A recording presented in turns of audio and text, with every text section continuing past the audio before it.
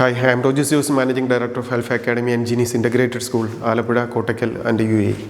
നമ്മൾ ഇന്ന് ഡിസ്കസ് ചെയ്യാൻ പോകുന്നത് മാത്സ് എന്ന സബ്ജക്റ്റിനെ ഇഷ്ടപ്പെടാൻ, വളരെ ട്രിക്കി ആയിട്ട് മാത്സ് പഠിക്കാൻ, മാത്സിൻ്റെ കോൺസെപ്റ്റിനെ ഒന്ന് കറക്റ്റ് ആക്കാൻ, എനിക്ക് മാത്സ് പാടാണ്, ഡിഫിക്കൽട്ടാണ് എന്ന് പറയുന്ന പൊസിഷനിൽ നിന്ന് മാറി എൻ്റെ ഫേവറേറ്റ് സബ്ജക്റ്റ് മാത്സ് ആണ് എന്ന് പറയുന്ന ഒരു പൊസിഷനിലേക്ക് എത്താൻ വേണ്ടിയിട്ട് ചെയ്യേണ്ട കുറച്ച് ട്രിക്കുകളാണ് നമ്മളിന്ന് മനസ്സിലാക്കാൻ പോകുന്നത്.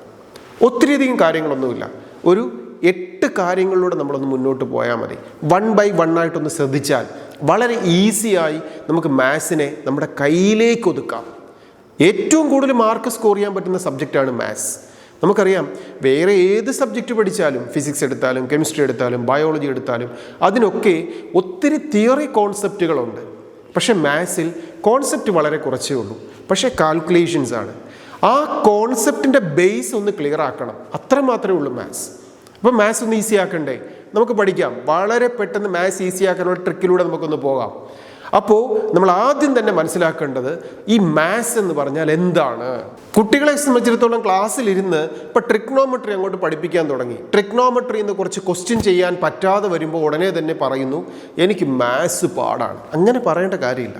കാരണം മാത്സ് എന്ന ഒരു സബ്ജക്റ്റ് എടുത്താൽ അതിൽ 8 പാർട്ടുകളുണ്ട്. ഇതിലേത് പാർട്ടാണ് എനിക്ക് ടഫായി മാറുന്നത് എന്ന് നമ്മൾ ആദ്യം തിങ്ക് ചെയ്യണം. എന്താണ് ഈ 8 പാർട്സ്? നമുക്കൊന്ന് നോക്കാം.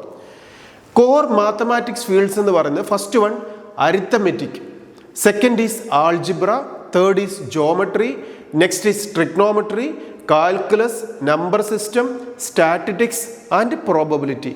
ഇങ്ങനെ 8 ഡിഫറെൻറ്റ് ഏരിയാസ് ആണ് മാത്സ് എന്ന് പറയുന്നത്. അപ്പോൾ നമുക്ക് ട്രിഗ്നോമെട്രി ടഫ് ആയതുകൊണ്ട് മാത്സ് ടഫാണെന്ന് പറയേണ്ട കാര്യമുണ്ടോ? ഇല്ല. നമ്പർ സിസ്റ്റം ടഫായതുകൊണ്ട് മാത്സ് ടഫാണെന്ന് പറയേണ്ട കാര്യമുണ്ടോ? ഇല്ല. ഇതിൽ ഏത് ഏരിയയാണ് എനിക്ക് ബേസ് ഇല്ലാത്തത്, എൻ്റെ കോൺസെപ്റ്റ് ഇല്ലാത്തത് എന്ന് ഞാനൊന്ന് ചെക്ക് ചെയ്തിട്ട് അതിൻ്റെ കോൺസെപ്റ്റിനെ ക്ലിയർ ചെയ്താൽ നമുക്ക് എന്ത് ഈസി ആക്കാം? മാത്സ് ഈസി ആക്കാം. എന്താണ് ഈ അരിത്തമെറ്റിക്സ് എന്ന് പറഞ്ഞാൽ? ഇത് ബേസിക് കാൽക്കുലേഷൻസ് ആണ് ഈ അരിത്തമെറ്റിക്സ് എന്ന് പറയുന്നത്. നമ്മൾ എന്ത് കാര്യം പഠിച്ചു തുടങ്ങണേലും നമുക്കതിൻ്റെ ബേസിക് കോൺസെപ്റ്റുകൾ നമ്മൾ മനസ്സിലാക്കണ്ടേ? അപ്പോൾ ഈ ഒരു മാത്സ് പഠിക്കാനുള്ളതിൻ്റെ ബേസിക് കാൽക്കുലേഷൻസ് ആണ് അരിത്തമെറ്റിക്സിലുള്ളത്. ആൾജിബ്ര എന്ന് പറഞ്ഞാൽ എന്താണ്? അത് ഇക്വേഷൻസ് ആൻഡ് വേരിയബിൾസ് ആണ്. ദെൻ ജോമെട്രി എന്ന് പറഞ്ഞാൽ എന്താണ്? ഷേപ്സ് ആൻഡ് സ്പേസസിനെ കുറിച്ചുള്ളതാണ്. ട്രിഗ്നോമെട്രി എന്ന് പറഞ്ഞാൽ എന്താണ്? ആംഗിൾസ് ആൻഡ് ട്രയാംഗിൾസിനെ കുറിച്ചുള്ളതാണ്. കാൽക്കുലസ് എന്ന് പറഞ്ഞാൽ എന്താണ്? ചേഞ്ച് ആൻഡ് മോഷൻസിനെ കുറിച്ചുള്ളതാണ്. ദെൻ നമ്പർ സിസ്റ്റം എന്ന് പറഞ്ഞാൽ ടൈപ്പ് ഓഫ് നമ്പേഴ്സിനെ കുറിച്ച് പഠിക്കുന്നതാണ്. സ്റ്റാറ്റിസ്റ്റിക്സ് എന്ന് പറഞ്ഞാൽ എന്താണ്? ഡേറ്റ ആൻഡ് അനലൈസിസ് ആണ് സ്റ്റാറ്റിസ്റ്റിക്സ് എന്ന് പറഞ്ഞാൽ. പ്രോബബിലിറ്റി എന്ന് പറഞ്ഞാൽ എന്താണ്? ചാൻസ് ആൻഡ് അൺസർട്ടനിറ്റിയെ കുറിച്ച് പഠിക്കുന്ന ഒരു ഏരിയ ആണ്. അപ്പോൾ ഇത് 8 ഡിഫറെൻ്റ് ആയിട്ടുള്ള ഏരിയാസ് ആണ്. അപ്പോൾ ഇതിൽ ഓരോന്നും എന്താണ് മാത്സ് എന്ന് നാം മനസ്സിലാക്കണം. എന്നിട്ട് അതിൻ്റെ കോൺസെപ്റ്റിനെ, ബേസിനെ നമ്മൾ ക്ലിയർ ആക്കിയിട്ട് വേണം നമ്മൾ പഠിച്ചു തുടങ്ങാൻ തന്നെ. ഇവിടെ നമ്മൾ കണ്ടു ഒന്ന് നമ്പർ സിസ്റ്റം ആൻഡ് അരിത്തമെറ്റിക്സ്. ഇതാണ് നമ്മുടെ ആദ്യത്തെ സെക്ഷൻ എന്ന് പറയുന്നത്. ഈ നമ്പർ സിസ്റ്റം ആൻഡ് അരിത്തമെറ്റിക്സിനകത്ത് എന്താ വരിക? നമ്പർ സിസ്റ്റംസ് നമ്മൾ മനസ്സിലാക്കണം. എന്തൊക്കെയാണ്? Naturals, integrals, rationals, irrationals, real numbers. അരിത്തമെറ്റിക്സിനകത്ത് എന്താ വരിക? Basic operations, ratios, percentages, profit and losses. ഇതെല്ലാമാണ് നമ്മൾ എവിടെ പഠിക്കുന്നത്? നമ്പർ സിസ്റ്റം ആൻഡ് അരിത്തമെറ്റിക്സ് പഠിക്കുന്നത്. അപ്പോൾ ഈ നമ്പർ സിസ്റ്റം ആൻഡ് അരിത്തമെറ്റിക്സ് എന്ന് പറയുന്നത് ഒരു മാത്സിൻ്റെ ബേസ് ആണ്. ഈ നമ്പർ സിസ്റ്റവും അരിത്തമെറ്റിക്സും നമ്മൾ ക്ലിയർ ആയിട്ട് കോൺസെപ്റ്റിനെ ക്ലിയർ ചെയ്ത് പഠിച്ചതിന് ശേഷം വേണം അടുത്തൊരു സെക്ഷനിലേക്ക് നമ്മൾ പോകാൻ. ഇനി അടുത്ത സെക്ഷൻ എന്താണെന്ന് നമുക്ക് നോക്കാം. അടുത്ത സെക്ഷനകത്ത് വരുന്നതാണ് നമുക്ക് ഫൗണ്ടേഷൻസ് ഓഫ് ആൾജിബ്ര. അതിനകത്ത് എന്തൊക്കെ വരും? വേരിയബിൾസ് ആൻഡ് കോൺസ്റ്റന്റ്സ് വരും, ഇക്വേഷൻസ് ആൻഡ് പോളിനോമിയൽസ് വരും, ഫങ്ഷൻസ് വരും. Algebra forms of foundations of higher മാത്തമാറ്റിക്സിനുള്ള ബേസ് എല്ലാം ഇതിലാണ് പഠിക്കുന്നത്. ദെൻ നെക്സ്റ്റ് എന്താ വരുന്നത്? Exploring geometry. ജോമെട്രിയെ കുറിച്ചുള്ള കാര്യങ്ങളെക്കുറിച്ച് നമ്മൾ പഠിക്കണം. ജോമെട്രിക്കകത്ത് എന്താ വരുന്നത്? ലൈൻസ് ആൻഡ് ആംഗിൾസ് ഉണ്ട്, ട്രയാങ്കിൾസ് ആൻഡ് സർക്കിൾസ് ഉണ്ട്, മെൻഷറേഷൻസ് ഉണ്ട്, deals with shapes and size and സ്പേസസിനെ കുറിച്ച് പഠിക്കുന്ന ഏരിയയാണ് എന്ത് വരിക? ജോമെട്രി വരിക. അപ്പോൾ ഇതിൻ്റെയൊക്കെ ബേസുകൾ നമ്മൾ ക്ലിയർ ചെയ്യണം. ദെൻ നെക്സ്റ്റ് എന്താണ്? ട്രിഗ്നോമെട്രി ആണ്. ട്രിഗ്നോമെട്രി എന്ന് പറഞ്ഞാൽ എന്താണ്? Angles and triangles, trigonometric ratios used in heist and distance calculations use ചെയ്യാൻ വേണ്ടിയിട്ട്, ഇമ്പോർട്ടൻ്റ് ഇൻ ഫിസിക്സ് ആൻഡ് എഞ്ചിനീയറിങ്ങിനകത്ത് വരുന്ന ട്രിഗ്നോമെട്രി കാര്യങ്ങളെക്കുറിച്ച് നമ്മൾ പഠിക്കണം. അപ്പോൾ ഇതിൻ്റെ എല്ലാം ഒരു ട്രിഗ്നോമെട്രി എന്നുള്ളതിൻ്റെ ബേസ് ക്ലിയർ ആക്കി ഇത്രയും ഏരിയയിലൂടെയാണ് നമ്മൾ ട്രിഗ്നോമെട്രി നമ്മൾ പ്രോഗ്രസ് ചെയ്യുന്നത്. നെക്സ്റ്റ് വരുന്നത് എന്താണ്? കാൽക്കുലസ് എന്ന് പറഞ്ഞ ഒരു ഏരിയ ആണ്. അതിനകത്ത് എന്തൊക്കെയാണ്? Limits, differentiation, integration, study change, motion and ഗ്രോത്തിനെ കുറിച്ചൊക്കെ മനസ്സിലാക്കുന്നത് എവിടെയാണ്? കാൽക്കുലസിലാണ് വരുന്നത്. നെക്സ്റ്റ് എന്താ വരിക? Statistics and probability. അതിലെന്തൊക്കെയാണ്? സ്റ്റാറ്റിസ്റ്റിക്സിൽ വരുന്നത് collection, presentation and analysis of data. പ്രോബബിലിറ്റിക്കാണ് എന്താണ് വരുന്നത്? Measurement of chance and uncertainty. അപ്പൊ ഇത്രയും 8 ഡിഫറെന്റ് ഏരിയാസ് ആണ് മാത്സ് എന്ന് പറഞ്ഞ പോർഷനകത്തുള്ളത്. അപ്പം വെറുതെ മാത്സ് എനിക്ക് ടഫ് എന്നങ്ങ് പറയരുത്. നമ്മൾ ഇതിനകത്തുള്ള ഓരോ സെക്ഷനും എടുക്കുക. കാൽക്കുലസിലാണോ ഞാൻ വീക്കിലായിരിക്കുന്നത്? ജോമെട്രിയിലാണോ ഞാൻ വീക്കായിരിക്കുന്നത്? ട്രിഗ്നോമെട്രിയിലാണോ ഞാൻ വീക്കായിരിക്കുന്നത്? അതോ അരിത്തമെറ്റിക് ആൻഡ് നമ്പർ സിസ്റ്റത്തിനകത്താണോ ഞാൻ വീക്കായിരിക്കുന്നത്? എവിടെയാണ് എൻ്റെ ബേസ് ക്ലിയർ ആകാത്തത്, കോൺസെപ്റ്റ് ക്ലിയർ ആകാത്തത് എന്ന് ആദ്യം മനസ്സിലാക്കി അവിടെ നിന്ന് പഠിച്ചു തുടങ്ങുക. അതാണ് ഒരു വിദ്യാർത്ഥി ആദ്യം മാത്സിനെ ഇഷ്ടപ്പെടാൻ ചെയ്യേണ്ടത്. ഇനി രണ്ടാമത്തത് ചെയ്യേണ്ടത് എന്താണ്? ഇതൊരു ബേസിക് കാര്യങ്ങൾ ഇങ്ങനെ മനസ്സിലാക്കി അവിടുന്ന് പഠിച്ചു തുടങ്ങാൻ നമ്മൾ തീരുമാനിച്ചാൽ പിന്നെ ചെയ്യേണ്ട കാര്യമാണ് find the weak area of mathematics. ഈ 8 ഏരിയയിൽ ഏതിലാണ് ഞാൻ വീക്ക് ആയിരിക്കുന്നതെന്ന് കൃത്യമായിട്ട് ഫൈൻഡ് ഔട്ട് ചെയ്യുക. എന്നിട്ട് അതിനെ കറക്റ്റ് ചെയ്യുക, കോൺസെപ്റ്റിനെ ക്ലിയർ ആക്കുക. നെക്സ്റ്റ് എന്താണ് നമ്മൾ ചെയ്യേണ്ടത്? അങ്ങനെ ഈ 8 ഏരിയയുടെയും കോൺസെപ്റ്റിനെ ഞാൻ ക്ലിയർ ആക്കാൻ ശ്രമിച്ചു. അതിൽ ഏത് സെക്ഷനിലാണ് ഞാൻ വീക്കായിരിക്കുന്നത് എന്ന് മനസ്സിലാക്കി പഠിക്കാൻ ശ്രമിച്ചു കഴിഞ്ഞാൽ നെക്സ്റ്റ് ചെയ്യേണ്ടത് മേക്ക് എ ഫോർമുല ലിസ്റ്റ്. ആ ഓരോ സെക്ഷനകത്തും എന്തൊക്കെ ഫോർമുലാസാണ് വരുന്നത്, ആ കോൺസെപ്റ്റിനെ ബേസ് ചെയ്തിട്ട് അതിൽ നിന്നുള്ളൊരു പ്രോബ്ലം സോൾവ് ചെയ്യാൻ എന്തൊക്കെ ഇക്വേഷൻസ് ആണ് നമ്മൾ അവിടെ പഠിക്കേണ്ടത്. നമുക്കറിയാം ഏത് കാര്യങ്ങൾ എടുത്താലും ഒരു സൊല്യൂഷൻ ഉണ്ടാകണമെങ്കിൽ ടൂൾസ് വേണം. ഇതേപോലെ മാത്സിലെ സൊല്യൂഷൻ്റെ ടൂളാണ് ഇക്വേഷൻ എന്ന് പറയുന്നത്. ഈ ഇക്വേഷൻസ് എന്ന് പറയുന്നത് നമ്മൾ ബൈ ഹാർട്ട് ചെയ്തേ പറ്റുള്ളൂ. അതിനകത്ത് ചേഞ്ചസ് ഒന്നും വരുത്താൻ പറ്റത്തില്ല. അപ്പോൾ അതുകൊണ്ട് തന്നെ ഈ ഇക്വേഷൻസിൻ്റെ ഡെറിവേഷൻ ഉൾപ്പെടെയുള്ള ഇക്വേഷൻ കൃത്യമായിട്ട് നമ്മൾ ബൈ ഹാർട്ട് ചെയ്യുന്നതിനോടൊപ്പം ഡെറിവേഷൻ നമ്മൾ മനസ്സിലാക്കിയെടുക്കുകയും ചെയ്യുക. അത് ഓരോ സെക്ഷനിലുള്ള ഇക്വേഷൻ, ഇമ്പോർട്ടൻ്റ് ആയിട്ടുള്ള ഇക്വേഷൻസ് എന്താണ്? ആൾജിബ്ര എടുത്താൽ അതിൽ വരുന്ന ഇക്വേഷൻസ് എന്തൊക്കെയാണ്? ട്രിഗ്നോമെട്രി എടുത്താൽ അതിൽ വരുന്ന ഇക്വേഷൻസ് എന്തൊക്കെയാണ്? ജോമെട്രി എടുത്താൽ അതിൽ നിന്ന് വരുന്ന ഇക്വേഷൻസ് എന്തൊക്കെയാണ്?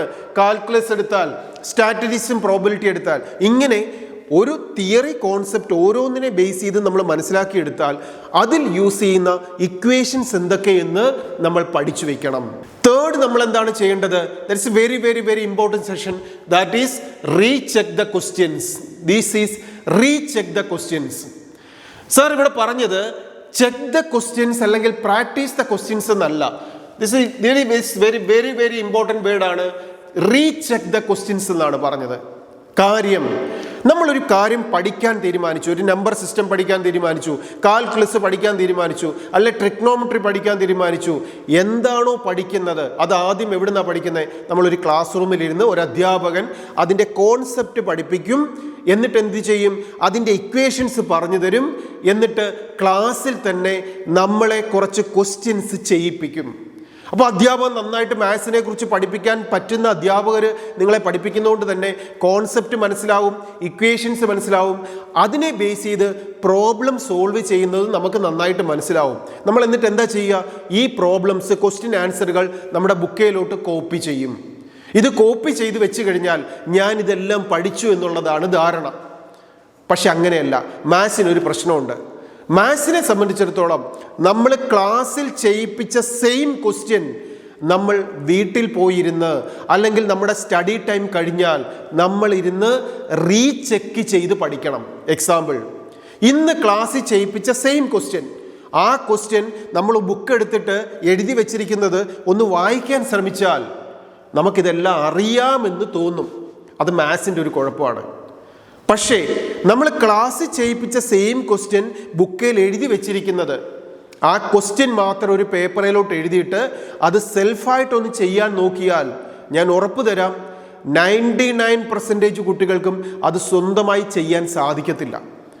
നിങ്ങളത് ചെയ്ത് കാൽക്കുലേറ്റ് ചെയ്ത് മുന്നോട്ട് വരുമ്പോൾ ഇടയ്ക്ക് വെച്ച് സ്റ്റോപ്പ് ആവും. ചിലപ്പം 50% സ്റ്റോപ്പായി പോവുക, അല്ലെങ്കിൽ ഒരു 70% സ്റ്റോപ്പ് ആവുക. എവിടെയാണോ സ്റ്റോപ്പ് ആയത് അതവിടെ ക്യാൻസൽ ചെയ്യുക. എന്നിട്ട് എന്ത് ചെയ്യണം? നമ്മുടെ ക്ലാസ് ചെയ്യിപ്പിച്ച ബുക്ക് എടുത്ത് ഓപ്പൺ ചെയ്ത് അത് റീചെക്ക് ചെയ്ത് എനിക്ക് എവിടെയാണ് സ്റ്റോപ്പായി പോയത് എന്ന് കൃത്യമായിട്ട് മനസ്സിലാക്കണം. എന്നിട്ട് ആ ബുക്ക് ക്ലോസ് ചെയ്യണം. എന്നിട്ട് ആ പേപ്പറിൽ മുമ്പേ ക്യാൻസൽ ചെയ്ത പേപ്പറിൽ ആദ്യം തൊട്ട് വീണ്ടും ചെയ്ത് പഠിക്കണം. എപ്പോഴാണോ ക്ലാസ് ചെയ്യിപ്പിച്ച പ്രാക്ടീസ് ചെയ്ത സെയിം ക്വസ്റ്റ്യൻ സ്വന്തമായിട്ട് ചെയ്യാൻ പറ്റുന്നത് അതുവരെ ചെയ്ത് തന്നെ പഠിക്കണം. വായിച്ചല്ല മാത്സ് പഠിക്കേണ്ടത്. Recheck the questions. ക്ലാസ് ചെയ്യിപ്പിച്ച സെയിം ക്വസ്റ്റ്യൻ, ബുക്കിൽ എഴുതിയ സെയിം ക്വസ്റ്റ്യൻ വീണ്ടും സെൽഫായി ചെയ്ത് പഠിക്കണം. അങ്ങനെ എപ്പോഴാണോ ഒരു ക്വസ്റ്റ്യൻ സെയിം ക്വസ്റ്റ്യൻസ് നമുക്ക് ചെയ്യാൻ പറ്റുക, സ്വന്തമായിട്ട് ചെയ്യാൻ പറ്റുക, അതുവരെ ആ ക്വസ്റ്റ്യൻ നമ്മൾ ആദ്യം തൊട്ട് അവസാനം വരെ വീണ്ടും ചെയ്ത് പഠിക്കണം. അങ്ങനെ ഒരു ക്ലാസ് റൂമിൽ ഇന്ന് 10 ക്വസ്റ്റ്യനാണ് ചെയ്യിപ്പിച്ചതെങ്കിൽ ആ 10 ക്വസ്റ്റ്യൻ നമ്മൾ എന്ത് ചെയ്യണം? ചെയ്ത് പഠിക്കണം. ഇതിന് ശേഷമാണ് നമ്മൾ എക്സ്ട്രാ ക്വസ്റ്റ്യൻ ചെയ്യുന്നതിലേക്ക് പോകേണ്ടത്. അല്ലാതെ ക്ലാസ് ചെയ്യിപ്പിച്ച ക്വസ്റ്റ്യൻസ് എല്ലാം എനിക്കറിയാം, ഞാനത് അവിടെ വെച്ചിട്ട് വേറെ പുതിയ ക്വസ്റ്റ്യൻസ് പ്രാക്ടീസ് ചെയ്യാൻ പോകുന്ന 90% കുട്ടികൾക്കും പുതിയതായിട്ടുള്ള ക്വസ്റ്റ്യൻസ് ഒന്നും ക്രാക്ക് ചെയ്യാൻ സാധിക്കത്തില്ല, ആൻസറുകൾ കിട്ടത്തില്ല, മാത്സ് ടഫാണെന്ന് പറഞ്ഞ് ഇട്ടേച്ചോടും. വീണ്ടും വീണ്ടും ക്വസ്റ്റ്യൻസ് ചെയ്ത് പ്രാക്ടീസ് ചെയ്യണം. Study regularly. പഠിക്കുന്ന വിദ്യാർത്ഥികളെ സംബന്ധിച്ചിടത്തോളം നിങ്ങൾക്കൊരു നല്ല ടൈം ടേബിൾ വേണം. ഉറങ്ങുന്നതിനൊരു സമയം വേണം, സെൽഫ് സ്റ്റഡി ചെയ്യുന്നതിനൊരു സമയം വേണം. അതിൽ മാത്സ് ചെയ്ത് പഠിക്കാൻ പ്രത്യേക ഒരു സമയം വെക്കുക. ഇപ്പം നമ്പർ സിസ്റ്റമാണ് പഠിക്കുന്നതെങ്കിൽ അതിൻ്റെ കോൺസെപ്റ്റ് ക്ലാസ്സിൽ നിന്ന് കിട്ടി, ഇക്വേഷൻസ് മനസ്സിലായി, ഇക്വേഷൻസിനെ ബേസ് ചെയ്ത് ക്ലാസ്സിൽ ചെയ്യിപ്പിച്ച സെയിം ക്വസ്റ്റ്യൻ നമ്മൾ പ്രാക്ടീസ് ചെയ്തു.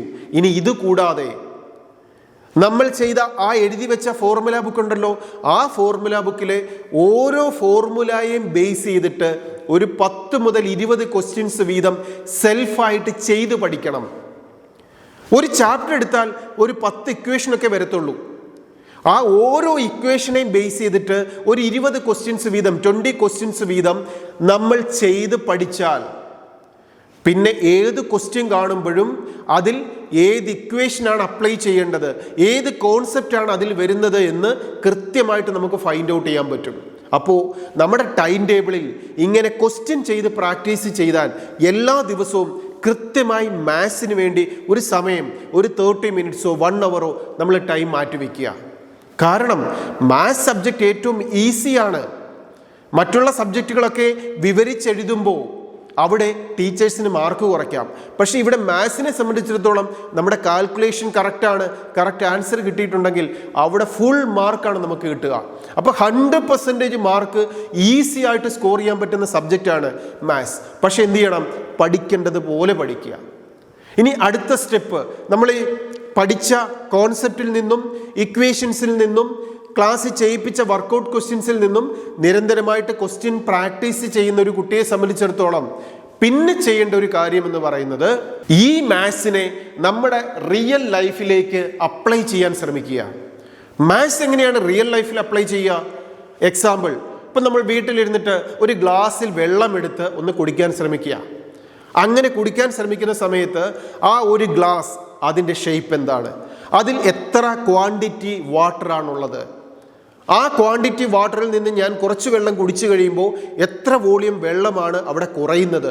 അങ്ങനെയാണെങ്കിൽ മാത്സിനെ ബേസ് ചെയ്തിട്ട് ഇതിൻ്റെ കാൽക്കുലേഷൻസ് എങ്ങനെ യൂസ് ചെയ്താൽ ഇതിന് എൻ്റെ മാത്സുമായിട്ട് കണക്ട് ചെയ്തിട്ട് ഇതിൻ്റെ ഷേപ്പ് എന്താണ്, ഇതിൽ എത്ര വോളിയമാണ് വാട്ടർ കുറയുന്നത്, ഇങ്ങനെയുള്ള കാൽക്കുലേഷൻസ് ഒക്കെ നാം ഒന്ന് റിയൽ ലൈഫുമായിട്ട് കണക്ട് ചെയ്ത് ചിന്തിച്ച് നോക്കുക.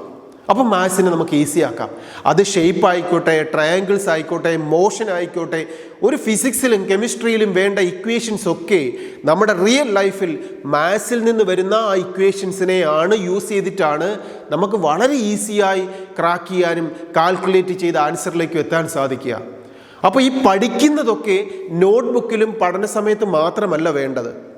അത് നമ്മുടെ റിയൽ ലൈഫിൽ കാണുന്ന ഓരോ കാര്യങ്ങളിലേക്കും ആ ഇക്വേഷൻസിനെ നമുക്ക് എങ്ങനെ അപ്ലൈ ചെയ്യാം, എങ്ങനെ ഒരു ആൻസറിലേക്ക് എത്തുന്നത്, മാത്സ് എന്താണ് അവിടെ യൂസ് ചെയ്യുന്നത് എന്ന് ചിന്തിച്ച് പഠിക്കാനും കൂടെ ശ്രമിക്കുക. ഇങ്ങനെയുള്ള കുട്ടികളെ സംബന്ധിച്ചിടത്തോളം അവർ ഒരിക്കലും പറയില്ല മാത്സ് എനിക്ക് ടഫാണെന്ന്. പകരം എന്തു പറയും?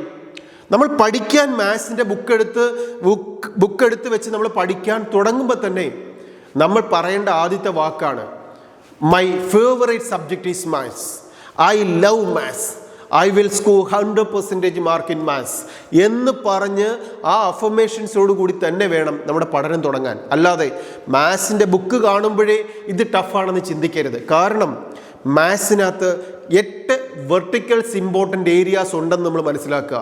അതിൽ ഓരോ ഏരിയയും ഡിഫറൻ്റ് ആണെന്ന് മനസ്സിലാക്കുക. ആ ഓരോന്നിൻ്റെയും കോൺസെപ്റ്റിനെ ക്ലിയർ ചെയ്താൽ എനിക്ക് മാത്സ് എന്ന് പറഞ്ഞ ഓവറോൾ ഏരിയയെ ഈസി ആക്കാമെന്ന് മനസ്സിലാക്കുക. എന്നിട്ട് 4 സ്റ്റെപ്പുകളേ ഉള്ളൂ. 1, അതിൻ്റെ തിയറി കോൺസെപ്റ്റ് ശരിയാക്കുന്നു, അതിനെ ബേസ് ചെയ്തിട്ടുള്ള ഇക്വേഷൻസും ഡെറിവേഷനും മനസ്സിലാക്കുന്നു, അതിനെ ബേസ് ചെയ്ത് പ്രോബ്ലംസ് ചെയ്യുന്നു, ആ problem again and again repeat ചെയ്യുന്നു. ഈ സ്റ്റെപ്പിലൂടെ നിങ്ങൾക്ക് മാത്സ് എന്ന സബ്ജക്റ്റിനെ വളരെ ഈസി ആക്കാനും ഏറ്റവും ഫേവറേറ്റ് സബ്ജക്റ്റ് മാത്സ് ആക്കി മാറ്റാനും 100% മാർക്ക് മാത്സിൽ സ്കോർ ചെയ്യാനും സാധിക്കും. തീർച്ചയായും ഓർക്കുക, ആൽഫ ജീനിയസ് ഇൻ്റഗ്രേറ്റഡ് സ്കൂളിലോ റിപ്പീറ്റർ ബാച്ചിലോ പഠിക്കുന്ന വിദ്യാർത്ഥികളെ സംബന്ധിച്ചിടത്തോളം നിങ്ങൾ മാത്സ് ടഫാണെന്ന് പറയില്ല. കാരണം മാത്സ് എങ്ങനെ ഈസി ആക്കാം, മാത്സ് മാത്രമല്ല ഓരോ സബ്ജക്റ്റും ഈസി ആക്കാമെന്നുള്ള ടിപ്സ് ആൻഡ് ട്രിക്സിലൂടെയാണ് നമ്മൾ പഠിച്ചു പോകുന്നത്. അത് സബ്ജക്റ്റ് വൈസ് മാത്രമല്ല, നമ്മുടെ ജീവിതത്തിൽ നമ്മുടെ മെൻ്റൽ എബിലിറ്റി, നമ്മുടെ ക്യാരക്ടർ ഫോർമേഷൻ ഇതെല്ലാം ഇൻക്ലൂഡ് ചെയ്തുകൊണ്ട് മികച്ച പഠനം നേടി. ഒരു പഠനം എന്ന് പറയുന്നത് നമുക്കറിയാം ഒരു 14 വർഷത്തെ പ്രോസസ്സാണ്. നേഴ്സറി ക്ലാസ് മുതൽ +2 വരെയും അതിനുശേഷം എൻട്രൻസിനെ ടാർഗറ്റും ചെയ്യുന്ന ആ ടോട്ടൽ ഒരു 14 ഇയേഴ്സിൻ്റെ പഠനം. ആ 14-15 വയസ്സിലെത്തി +2 കംപ്ലീറ്റ് ചെയ്ത് കഴിഞ്ഞാൽ മികച്ചൊരു ക്യാമ്പസിലേക്ക് എൻട്രി കിട്ടിക്കഴിഞ്ഞാൽ പിന്നെ ലൈഫിൻ്റെ ഡെസിഗ്നേഷൻ ആയി കഴിഞ്ഞു. ഈ സമയത്തൊക്കെ നിങ്ങളെ മാത്സ് എന്ന സബ്ജക്റ്റിലല്ല, നിങ്ങൾ ഹാൻഡിൽ ചെയ്യുന്ന ഫിസിക്സിലും കെമിസ്ട്രിയിലും ബയോളജിയിലും മാത്സിലും എല്ലാം നിങ്ങളെ എക്സ്പേർട്സ് ആക്കി മാറ്റാൻ ആൽഫ അക്കാഡമി കൂടെയുണ്ട്. ഈ ചാനൽ സബ്സ്ക്രൈബ് ചെയ്യുന്നതിലൂടെ സബ്ജക്റ്റുകളെ ഈസിയായിട്ട് പഠിക്കാനും എൻട്രൻസ് പരീക്ഷകൾക്ക് ആപ്ലിക്കേഷൻ കൃത്യമായിട്ട് കൊടുക്കാനും എല്ലാ കാര്യങ്ങളും നിങ്ങളെ ഹെൽപ്പ് ചെയ്യാൻ ആൽഫയിലെ എക്സ്പേർട്ട് ടീം നിങ്ങളോടൊപ്പം കൂടെയുണ്ട്. പുതിയൊരു അറിവും ചിന്തയുമായി നമുക്ക് വീണ്ടും കാണാം. All the best.